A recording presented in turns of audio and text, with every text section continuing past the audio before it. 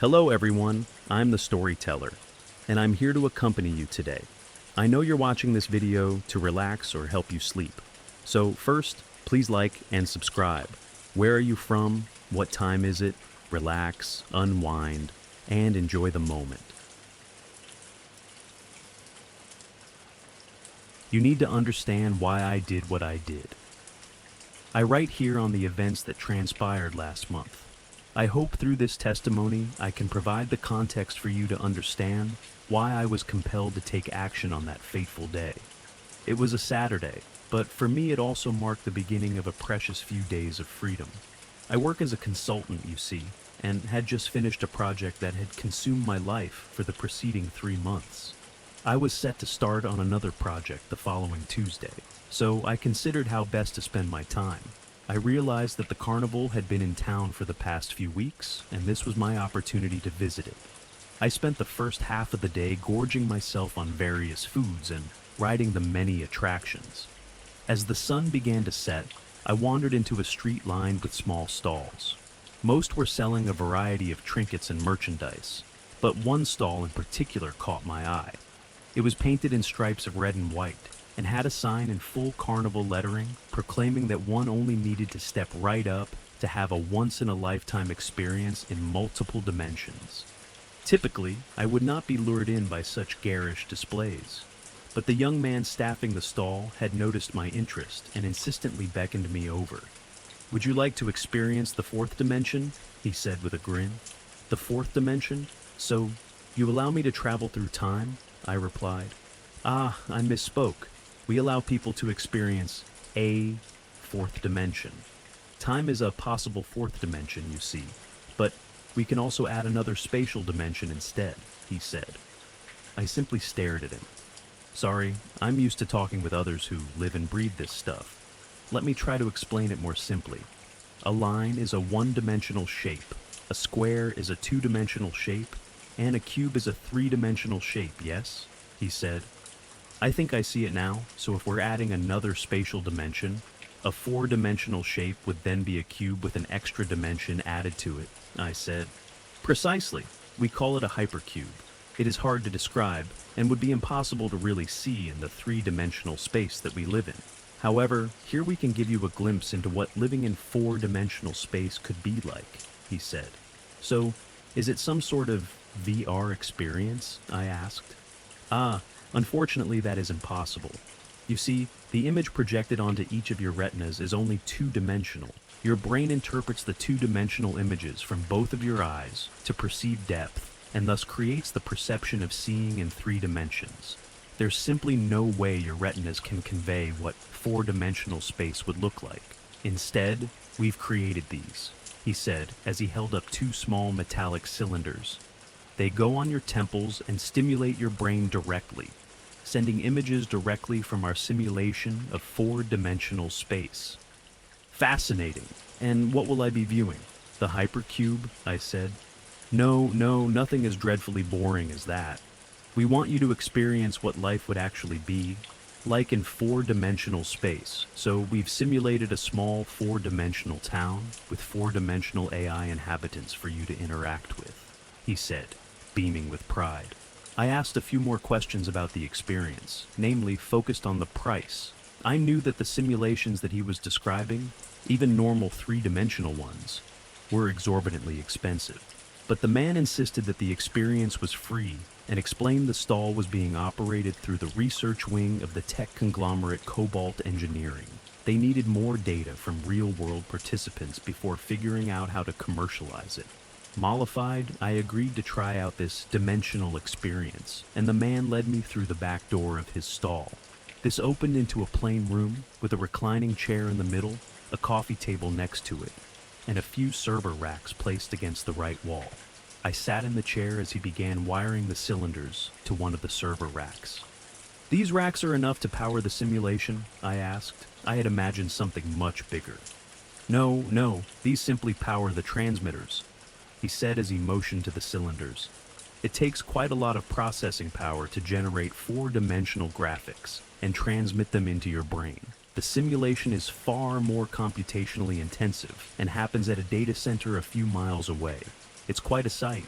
5 stories high and the size of a city block. He walked over to me and placed the cylinders on my temples. They seemed to stay in place through no mechanism I could determine. Perhaps magnets? When you are ready to exit the simulation, simply mime pulling the cylinders away from your temples. The cylinders won't be visible in the simulation, of course, but the computer will interpret that as the exit command and shut down the transmitters, he said.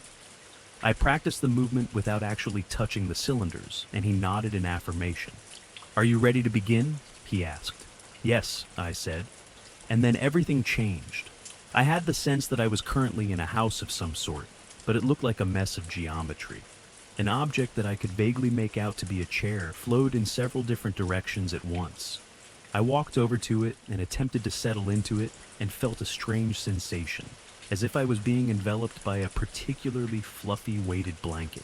Looking around, I saw a fair number of other objects that I could not guess the purpose of, but they all shared the same incomprehensible geometry. Even though the transmitters were making me feel and see in 4-dimensional space, my brain could not fully comprehend it. Movement drew my attention to my right as I saw an object with more curves entering the room.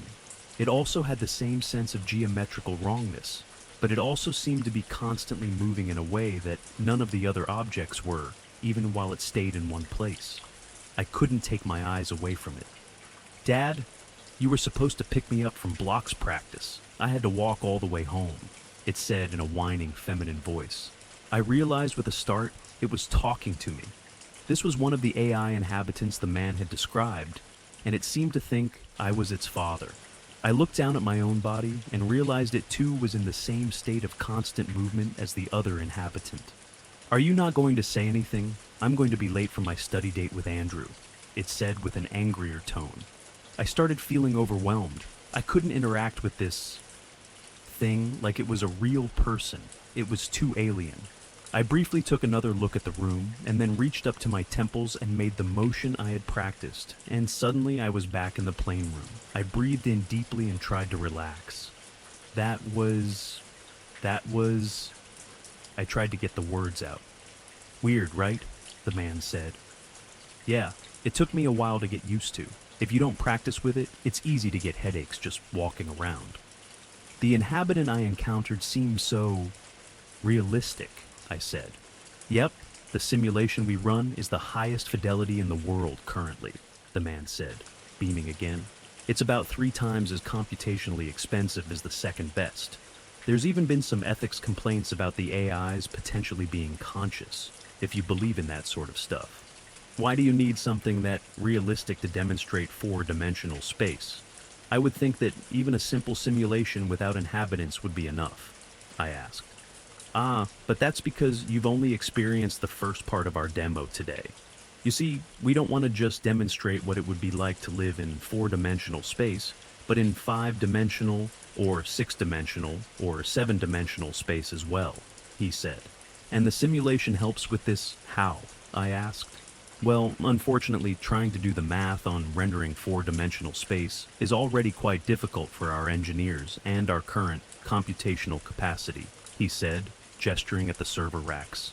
Even trying to imagine what 5-dimensional space might look like would give even our brightest minds a headache, let alone trying to model a single 5-dimensional object. But if our simulation of 4-dimensional space is realistic enough, and we run it for long enough, we figured out that the inhabitants would get curious about 5-dimensional space on their own. It dawned on me what he was saying. You're hoping that there's someone in your simulated 4-dimensional world that's like you, who wants to experience a higher dimensional space, so they create a simulation of 5-dimensional space, and you can then try out that simulation to see what 5-dimensional space would be like, I said. You've got it. Except not hoping so much as running the simulation until it occurs. The simulation can be run much faster than real time, so within a few hours of starting it, we're pretty much guaranteed that someone inside the simulation will have created it. And then, of course, that happens recursively. The 4-dimensional researchers run the simulation for long enough that the 5-dimensional researchers simulate 6-dimensional space, and they run that simulation for long enough so that the 6-dimensional researchers simulate 7-dimensional space. That's where we've hit a wall because our simulation can't handle any further recursion than that, he said. My brain started making connections, and I stared at him in horror. So, the four-dimensional inhabitants believe they're real, and the five-dimensional inhabitants believe they're real? Yes, the ethics complaints I mentioned earlier. I'm not really a philosopher, so I can't speak to morality here, he said with a shrug. No, that's not my concern. Or it is one of my concerns, but you've created a machine to simulate a higher dimension, just like every simulation of yours does. Doesn't that point to it being probable that we're simply in a simulation of three-dimensional space by two-dimensional beings? And they're in a simulation of two-dimensional space by one-dimensional beings? I said. The man laughed. You've certainly got an imagination, but no, what you're describing wouldn't be possible. He shuffled around in the back of the room for a moment and came back with a paper and a pen, which he put on the coffee table next to me. He drew a line on the paper. This is one-dimensional space. It can only exist on a single line. Perhaps a much longer line, but the line has no real width. It's impossible for really anything to exist in one-dimensional space, he said. And then he drew a square on the paper below the line. This is two-dimensional space. While there is width now, there's absolutely no height.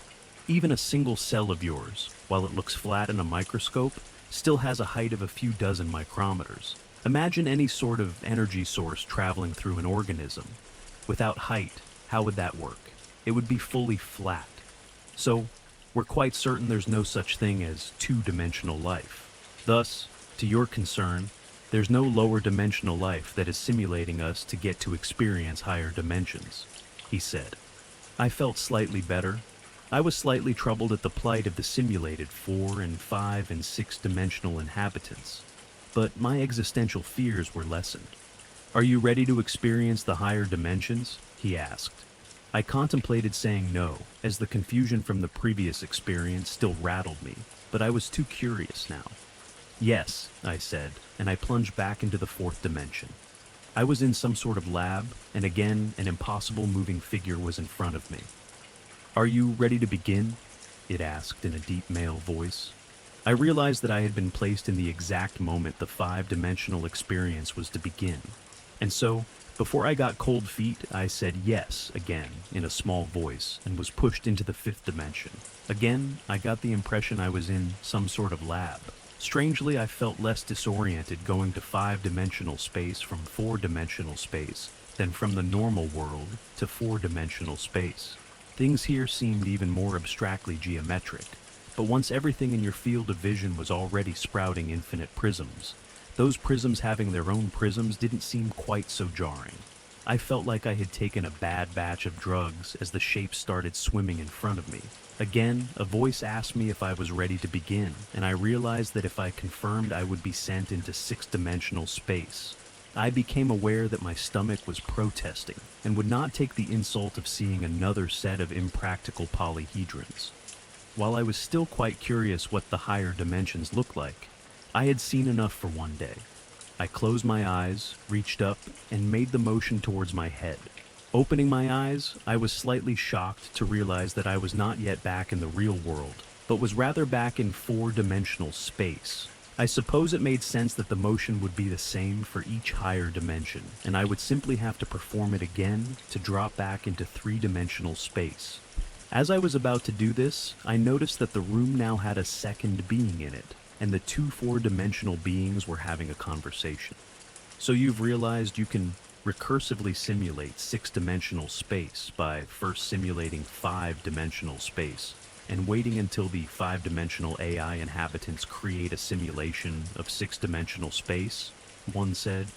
Yes, precisely, the other replied. Fascinating. But then, a thought experiment. Is it not possible we're in a simulation of 4-dimensional space by 3-dimensional beings? The first being said. I waited in anticipation. Would these beings realize they were being simulated now? Or would they simply think it was a fun thought experiment? To my surprise, the first being laughed. You definitely have an imagination.